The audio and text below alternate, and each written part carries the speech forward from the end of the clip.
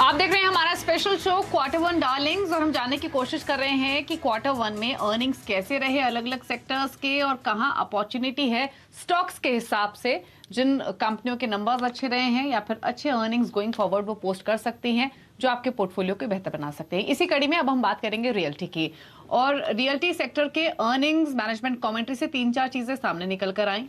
पहली चीज तो ये कि जो प्री सेल्स बुकिंग है वहां इंप्रूवमेंट देखने को मिली है। प्राइस हाइक फाइनली कई सालों के बाद, कम से कम 7 साल के बाद प्राइसेस बढ़ना शुरू हुए हैं रेजिडेंशियल प्रॉपर्टीज के, स्पेशली रेजिडेंशियल में डिमांड आना शुरू हुई है।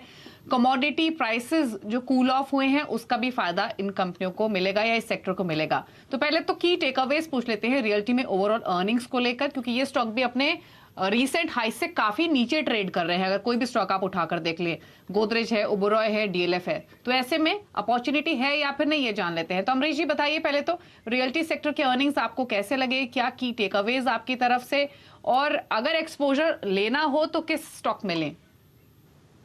देखिए, रियल्टी स्पेस में अपॉर्चुनिटीज काफी है क्योंकि लास्ट करीब 7-8 साल से काफी अंडर परफॉर्म किया था, पर पोस्ट कोविड हम लोगों ने देखा कि काफी अच्छा पिकअप हुआ है रेजिडेंशियल स्पेस में, स्पेशली अफोर्डेबल हाउसिंग में। और अभी हम लोग देख रहे हैं कि जो कमर्शियल स्पेस है, because of the starting of commercial activity in the last 1 year post Covid, वहां पे हम लोग देख रहे हैं कि काफी लीजिंग एक्टिविटी बढ़ चुका है। It's very robust and specially stock like brigade जो मेरा पिक है, हम लोग ने जो लास्ट क्वार्टर में देखा कि प्री सेल्स काफी अच्छा बाउंस बैक किया है, इम्प्रूव्ड अर्निंग्स दिखाया इन्होंने प्राइस हाइक भी किया करीब 5 to 8%। At the same time जो कमोडिटी प्राइसेस बढ़े थे based on which they done the price hike, अभी कमोडिटी प्राइसेस भी कम हो रहे हैं, so this will clearly add to the margin.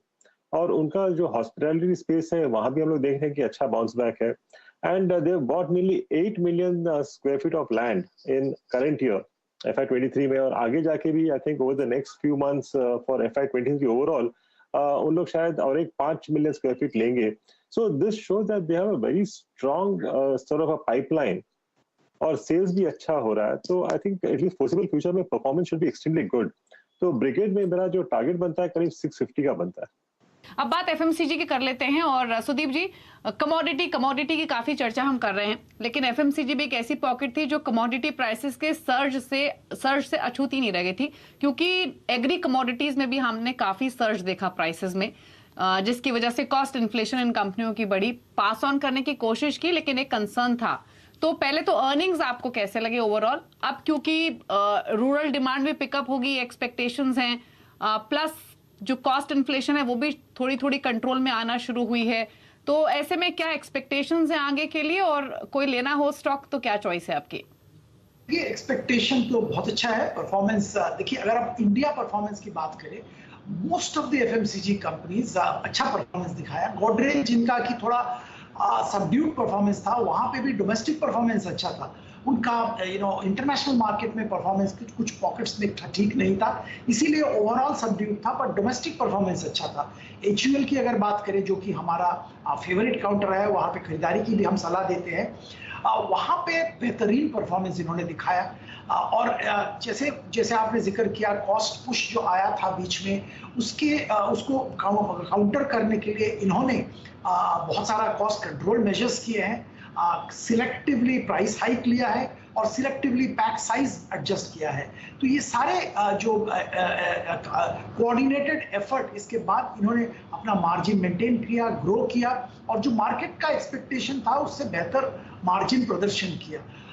Volumes की अगर बात करें, वहां पे भी अच्छा खासा मूवमेंट देखने को मिला है, और उम्मीद यह है, जैसे आप जिक्र कर रहे थे, मॉनसून अच्छा होने के बाद रूरल डिमांड और भी पिकअप करेगा और इकोनॉमी में जैसे जैसे और भी इम्प्रूवमेंट होगा, उम्मीद यह है कि अच्छा मूवमेंट वॉल्यूम में भी देखने को मिलेगा।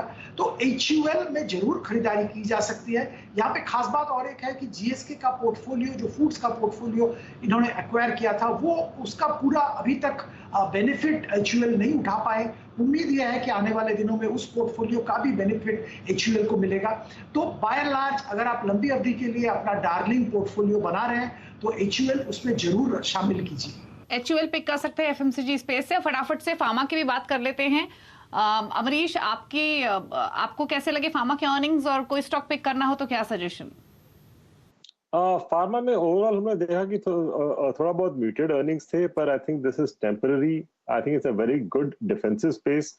तो यहाँ पे मेरा जो पिक है डॉक्टर रेड्डी का है। यहाँ भी हम लोगों ने म्यूटेड ग्रोथ देखा है, सेल्स में करीब 6% ग्रोथ देखा था, पर आगे जाके over the next 2-3 quarters I think will see a very good bounce back, क्योंकि इनके जो रेवेन्यूज है काफी अच्छे स्प्रेड है अक्रॉस वेरियस ज्योग्राफीज। और हम लोग एक्सपेक्ट करें कि there be ramp up of value active new launches जो होने वाले हैं आगे जाके in the next 2 quarters. This will result in higher margins, और ये लोग बैकवर्ड इंटीग्रेशन भी कर रहे हैं नियरली 70% ऑफ द मॉलिक्यूल्स का, तो इससे भी इनके मार्जिन्स बढ़ेंगे। तो this is one stock which I will buy for long term, और यहाँ पे मेरा प्राइस टारगेट है करीब 5400 का। 5400 का टारगेट है डॉक्टर रेड्डीज में, तो ये चॉइस है अमरीश जी की ओर से। फार्मा में डॉक्टर रेड्डीज को खरीद के चल सकते हैं। तो चलिए, इस शो के जरिए हमने काफी सारे स्टॉक्स आपके लिए आइडेंटिफाई किए अर्निंग्स के बेसिस पे, क्वार्टर वन डार्लिंग्स के तौर पर, और इन डार्लिंग्स के साथ आप अपना पोर्टफोलियो क्रिएट कर सकते हैं, लेकिन ये सभी लॉन्ग टर्म इन्वेस्टमेंट के हिसाब से हमारे दोनों मेहमानों ने सजेस्ट की है। तो शुक्रिया अमरीश जी और सुदीप जी आने के लिए शो में, और हमारे व्यूअर्स की हेल्प करने के लिए, उनका क्वार्टर वन डार्लिंग्स के साथ एक डार्लिंग पोर्टफोलियो क्रिएट करने में। Thank you for being on the show. और इसी के साथ इस स्पेशल शो में इतना ही। नमस्कार।